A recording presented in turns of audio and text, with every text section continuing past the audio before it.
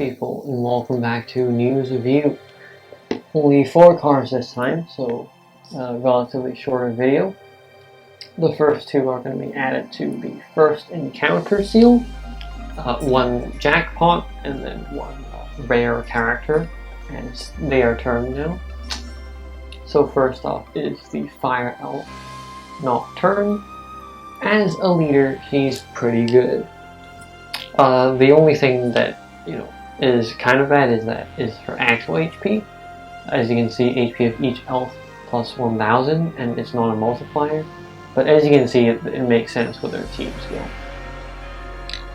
She relies on fire and heart moonstones very heavily, because you'll be missing like a significant chunk of attack on both sides if you don't resolve them.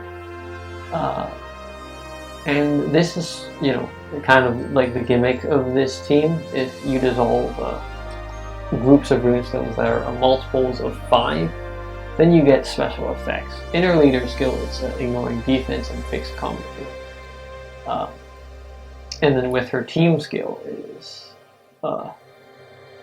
each member launches 5 extra attacks, and you ignore a trio elemental shield. But we are getting ahead of ourselves. The reason why her HP sucks, relatively speaking, is because she has a shield of 60,000 points. If you remember Ball, which you probably don't, because that was the 600 diamond fiasco dumpster fire, it works like them. Or, if you were there for Eva, it works like them as well. Unlike both of them, you recover the shield with your recovery, so that's better than other shields. Her recovery is insane, as you can, probably guess just from it's 100 times recovery. Come on. And then, again, relying very heavily on fire and heart runestones, they possess the effect of other runestones. So this is both a good and a bad thing. So elf teams struggle with mainly not overheal shields. Healing will damage you shield. I don't know what is that lock for recovery? No, that's just the runestones. I don't remember the name of the shield, but when you recover HP directly, it actually just deducts that amount of HP from you. So that is if you don't dissolve fire and heart, then you don't recover, and then therefore you can actually break those kind of shields. Except you'll be actually also just missing around 20 times attack from your team. So, still not a good time, but it's okay, I guess. Another big thing is when you need actual damage, and then they don't let you dissolve either fire or heart, or rather, both fire and heart. That's relatively rare, honestly, but it is a it is a shortcoming of the team that you may need to be aware of.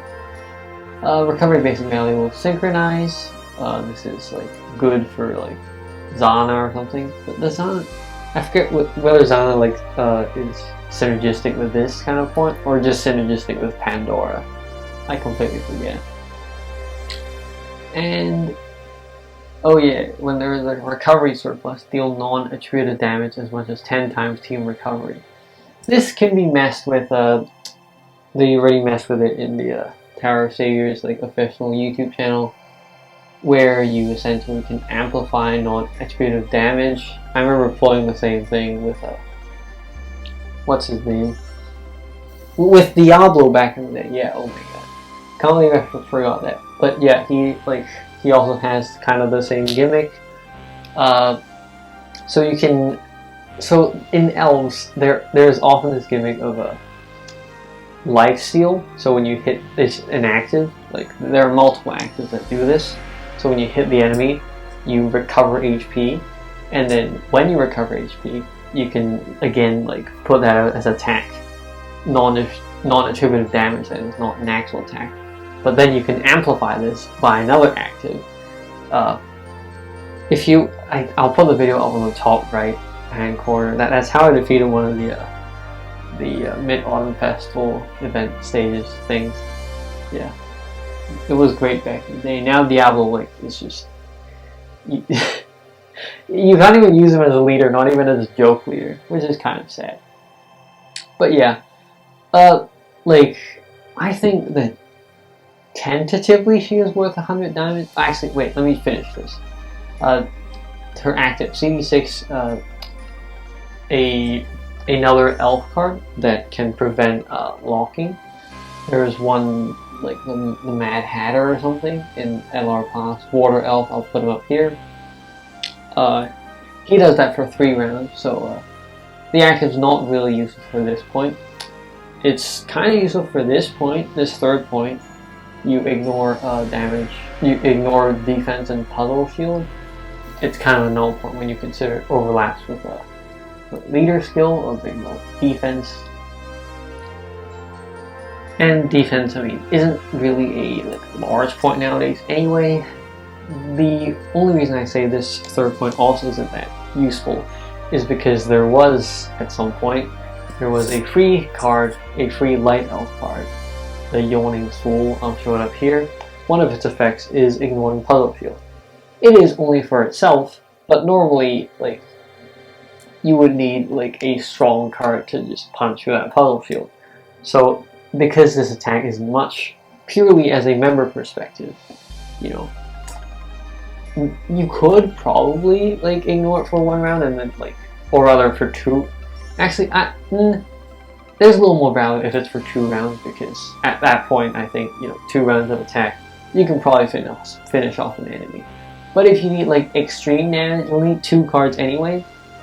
And then, you know, the Yawning Fool plus like Chris or something from the arena, any of them gives an insane amount of attack boost to the Yawning Fool, and then you can break it that way anyway. So I don't think this is like, this is replaceable. And this 4th point, you can just disregard it. All right, it is very situational because you can only use it against 5 enemies. So yeah. In the future, like, well, first off, if you want an elf leader, pull, because this is the best elf leader, no question. But if you have like, well, I personally have like Pandora. Pandora is not really like good per se anymore.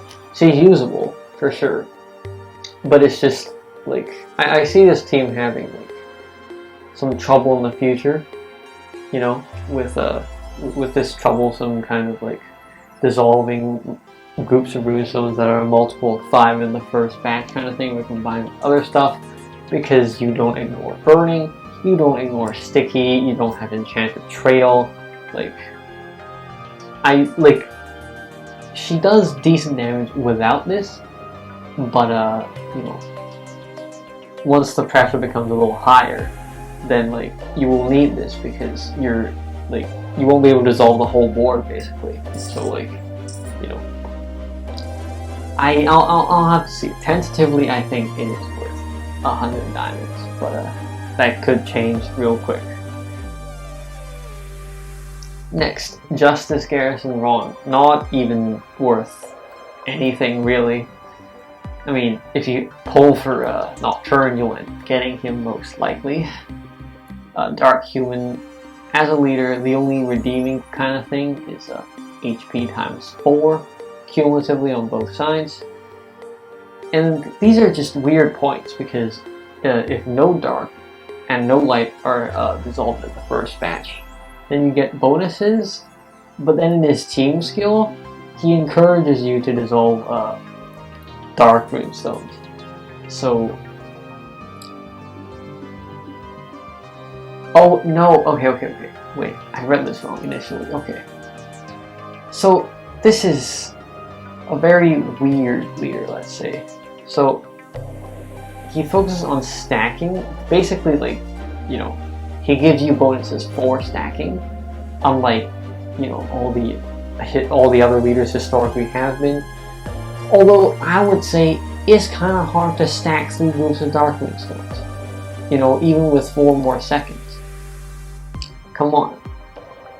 But he does ignore equal combo shield, which is like the same amount of combos for like dissolve, like the same amount of combos of like water, fire, earth, light, and dark, right? So he ignores those. Those usually aren't really hard to deal with.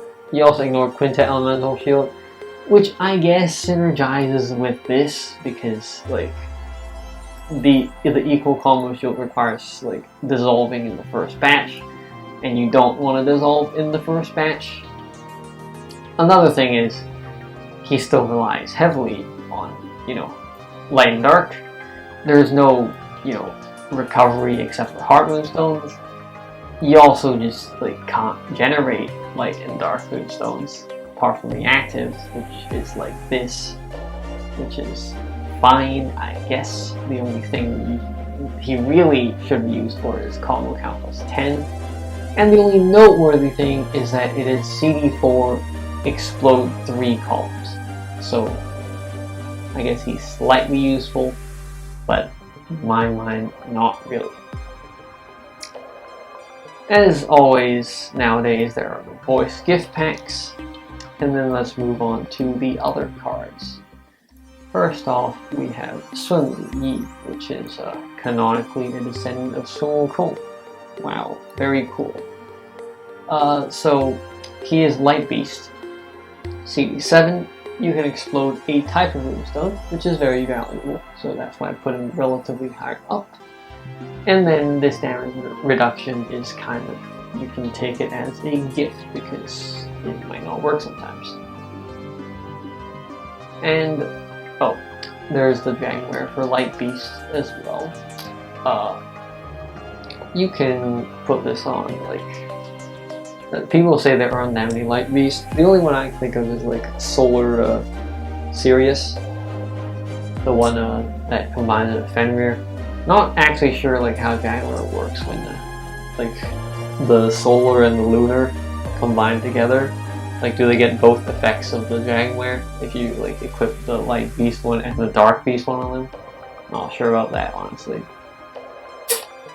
Apart from that, last and least is the ultimate stage, a new ultimate stage of an Earth Beast CD6. You explode runestones of the enemy's attribute, generating Earth Beast runestones, and then gives yourself a 3 times attack boost, basically, for CD3 from there on out. Not really that useful, but I guess, you know, Earth Beast is an established archetype, so you might use them like one day. That's why I always get one.